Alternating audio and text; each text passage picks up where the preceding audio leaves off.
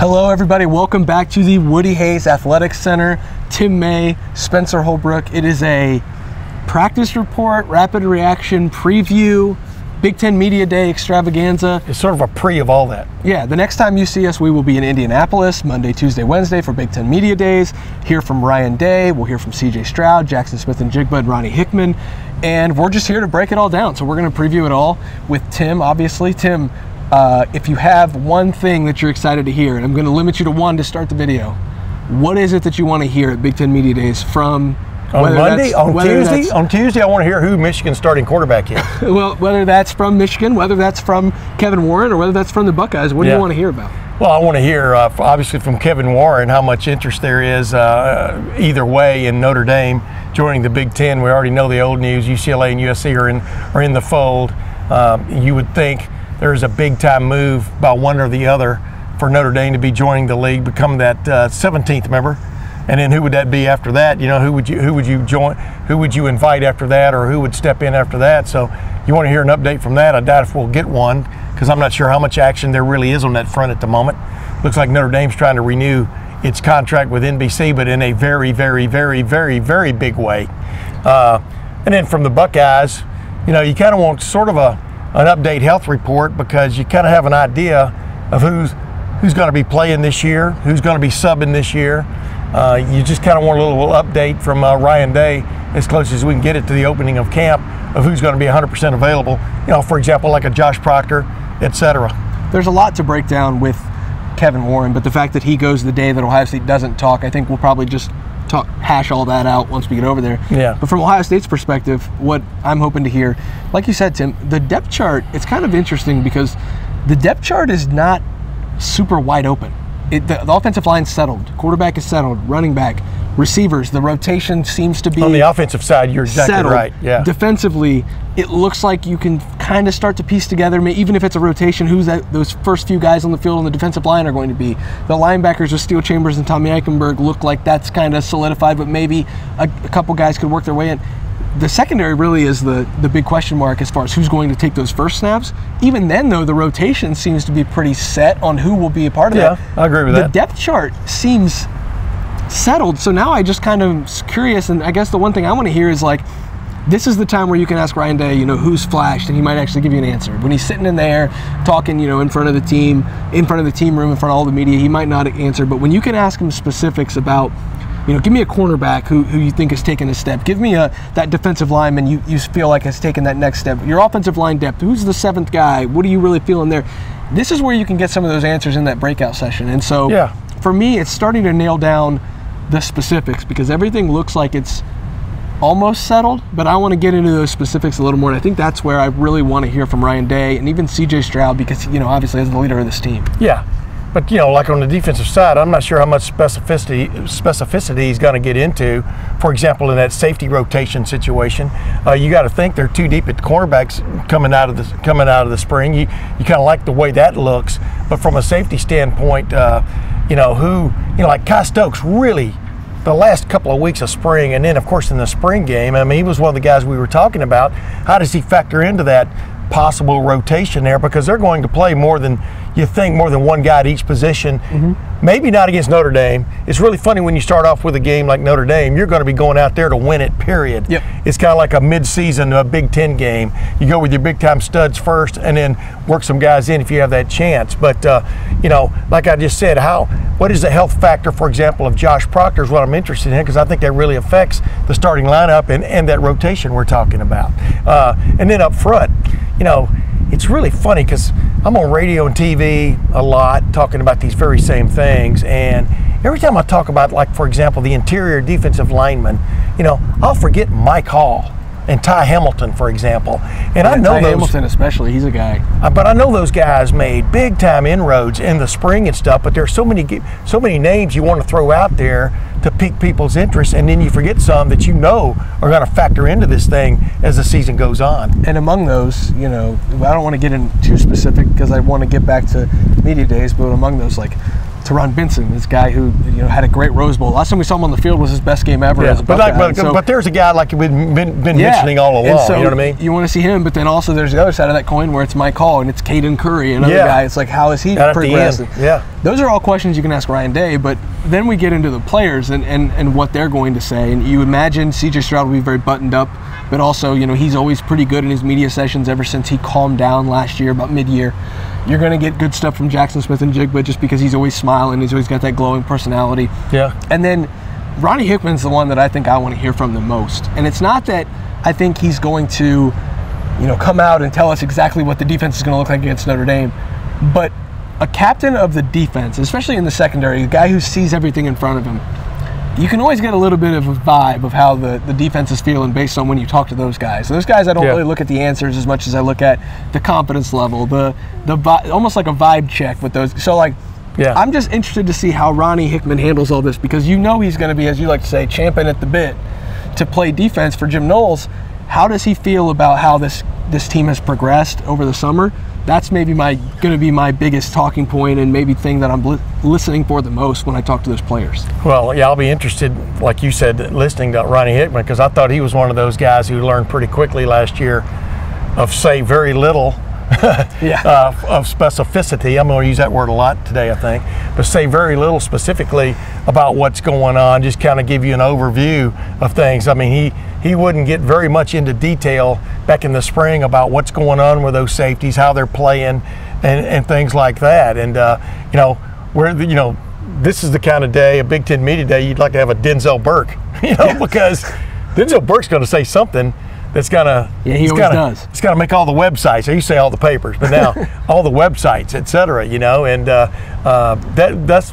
He would kind of give you a little bit, maybe a little bit more insight in how they're actually going to play. I mean, but like you said, Ronnie Hickman is in that core of guys. This is going to be the 4-2-5 is going to be as people know, a safety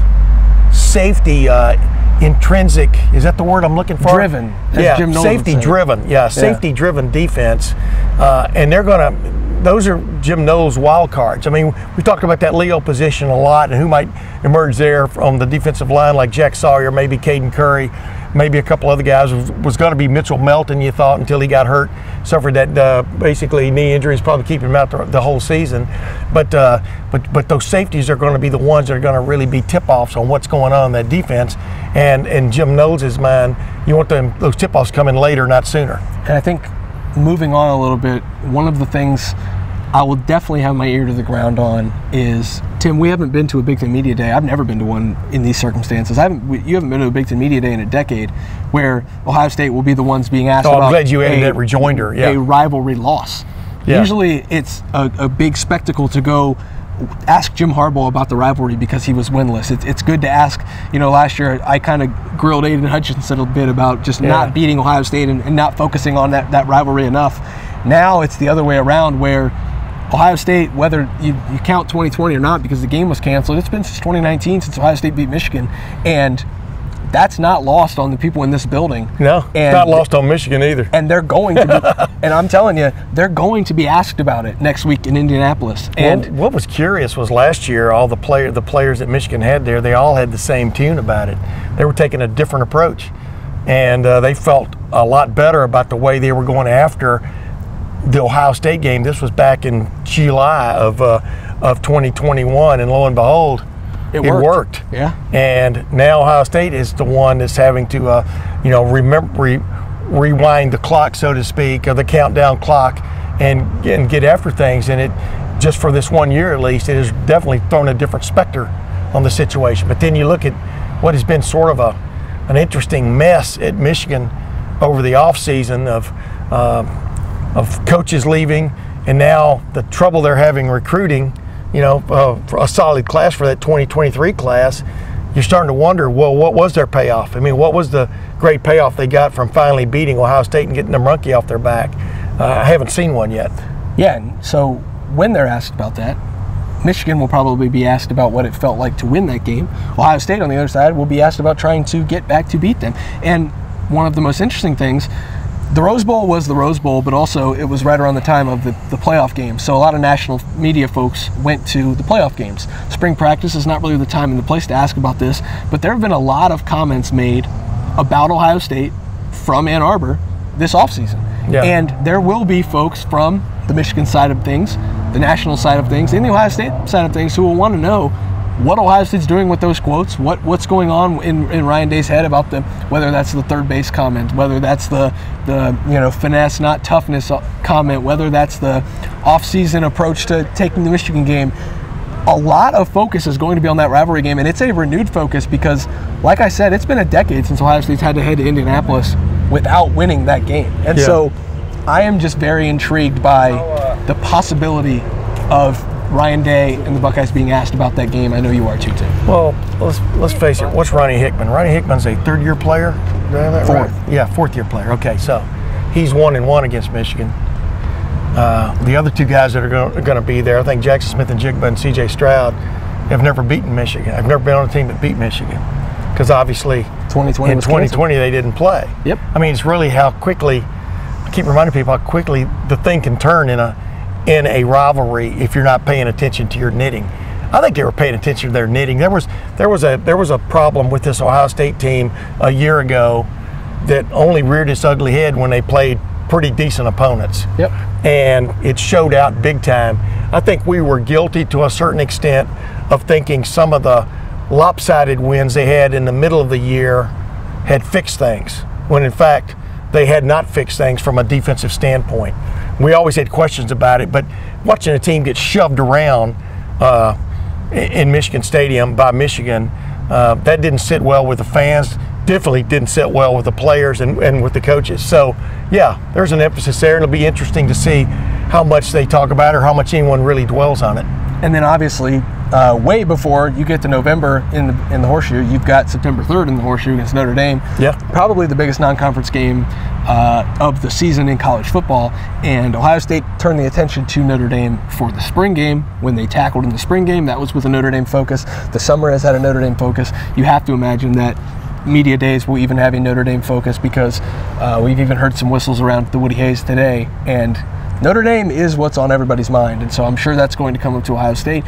What do you expect to hear from Ryan Day, from these guys about about the game against Notre Dame here coming up? You mean the Dame instead of the game?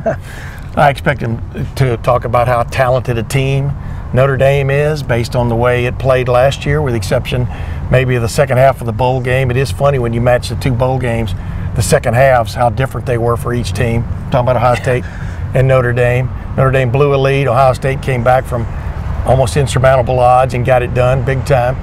But he's going to talk about the talent they've got, how they've gone head-to-head for quite a few players that are on Notre Dame's roster, and how they are definitely going head-to-head with Notre Dame for certain players and stuff. How Marcus Freeman, he respects Marcus Freeman. He's got James Laurinaitis sitting there as a graduate assistant or some kind of assistant on his staff. Marcus Freeman does, a former Ohio State Buckeye, All-American, etc. So there's going to be a lot of that. Show them a lot of respect, I do believe. Don't you think? Absolutely, absolutely. Sort of a Lou Holtz kind of thing. I wouldn't expect anything less. I won't try to do a Lou Holtz impression on here, but we'll save that maybe for September 3rd after the game. But it is a huge opener. Absolutely. I mean, it's reminiscent of a lot of openers from the past in college football that I've seen, even with Ohio State when they played Alabama in the Kickoff Classic in 1986, and they lost that game 16-10, I think was the final score. Then they went out to Washington for their next what was going to be their season opener and got waxed. And so that opening game can really set the tone.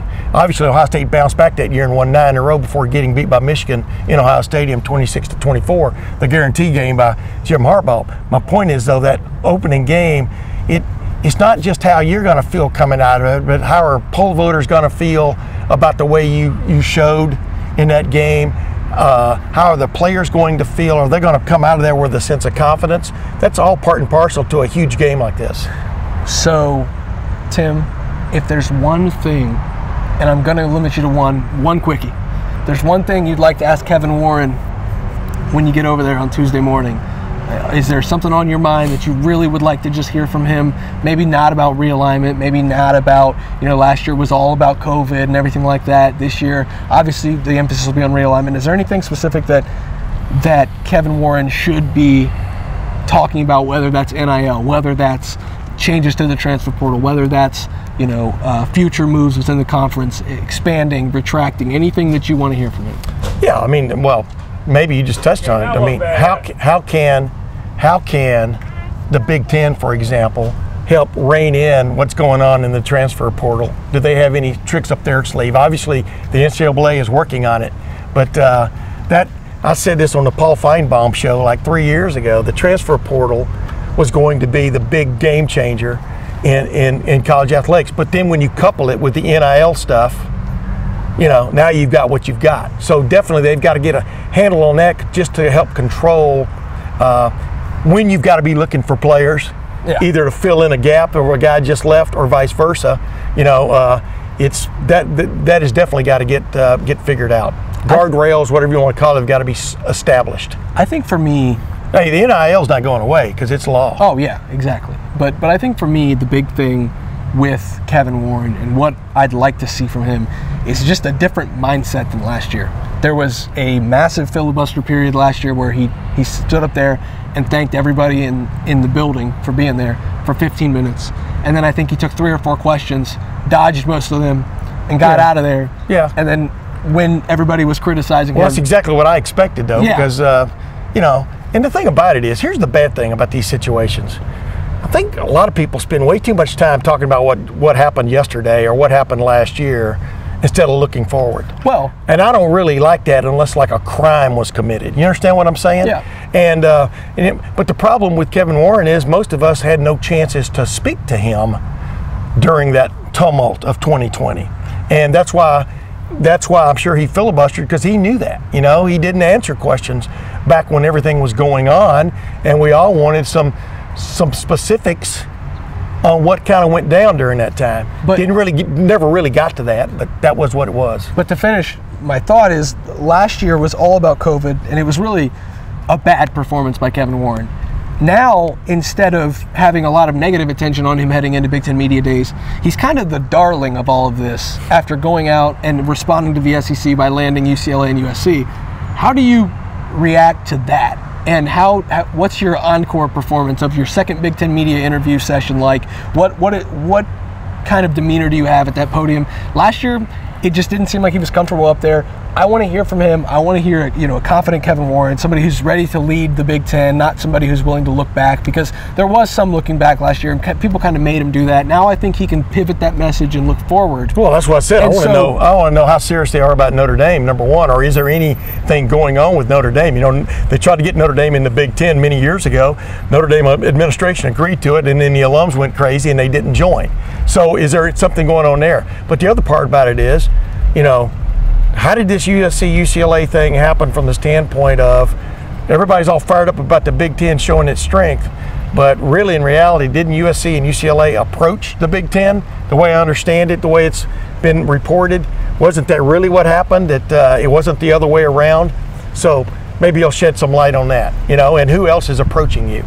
Yeah, and so I just want to hear Kevin Warren be a little bit more confident with the answers and with his delivery of his speech and with the direction of the conference than he was a year ago. See, I don't get wrapped up in all that, but that's me. And I think he will be. I mean, Jim Delaney is one of the smartest guys who's ever run a conference anywhere, and his speeches, you know, could put you to sleep. I mean, his talks could put you to sleep. So I'm not really that concerned about what Kevin Warren's going to say, because he's not going to give us a scoop anyway.